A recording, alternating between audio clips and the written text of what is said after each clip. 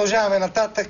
Милиони български мъже, включително и аз, въздишаха по героинята на следващия материал. А още толкова български жени цъкаха с език и я наричаха с обидни имена заради ролята и на Ферхунде от Листопад. След като вчера Венета Георгиева е открина закуска при приятел, днес ще разберем дали актрисата Денис Чакър е успяла да излезе от образа на Ферхунде и колко дълго се е свързвали с тази роля. Вижте втората част от срещата на нашия репортер Венета Георгиева с турската актриса.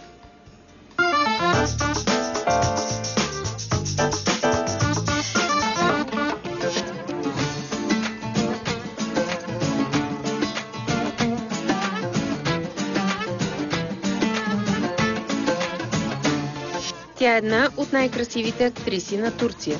Започва като модел в Анкара. Първото й участие в телевизионен сериал е през 2004 година, но звездата й изгрява след ролята на Ферхунде в Листопад. За разлика от героинята си, която ползва красотата за свое оръжие, Денис Чакър разчита на таланта и усилената работа за изграждане на всеки следващ образ, за да не остане в сянката на Ферхунде. Ако си изпълнител в началото, красотата може да помогне, но после може и да попречи. Аз никога не съм играла ролята на красива девойка и не ми е било цел. Даже съм отхвърляла такива проекти, в които не мога да се изразя пълноценно. Никога не съм мислила, че красотата трябва да е водеща. Благодаря за оценката, но мисля, че това може да попречи, когато искаш да изрази себе си с таланта си, а не с красивата си физиономия. За мен критиците винаги са изтъквали играта ми, качествата ми на образа, който изпълнявам.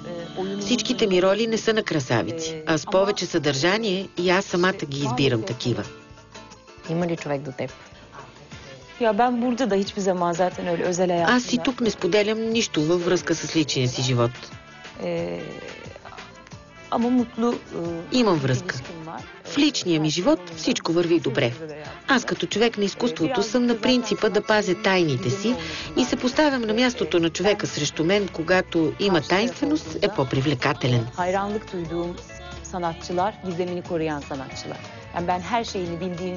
Затова актьорите, които имам за пример, не са на показ с личния си живот, а с изкуството.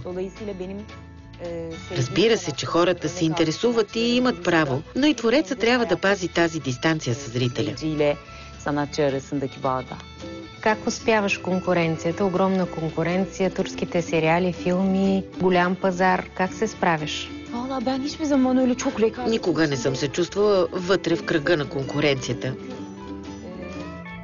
Естествено, в телевизионния сектор не може да е чисто изкуство, но ние, които го правим, не бива да се задълбочаваме на тема конкуренция, а да си убеден в това, което правиш. Ако прекалено се потопиш в този материален свят, ще загубиш способността си да твориш. Затова се стремя да стоя далеч от тези мисли, за да се развивам и творя.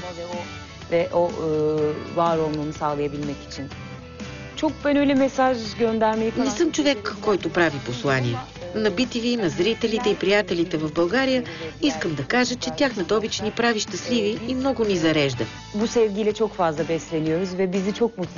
Когато съм била в чужбина и виждам зрителите на Листопад колко много се интересуват от нас, това наистина ме зарежда със страхотна енергия. Това е нещо, което не може да се купи с пари.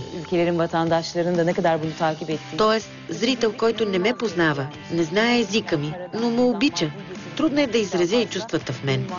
Това ни прави много щастливи, защото хората на изкуството се зареждат именно с тази обич.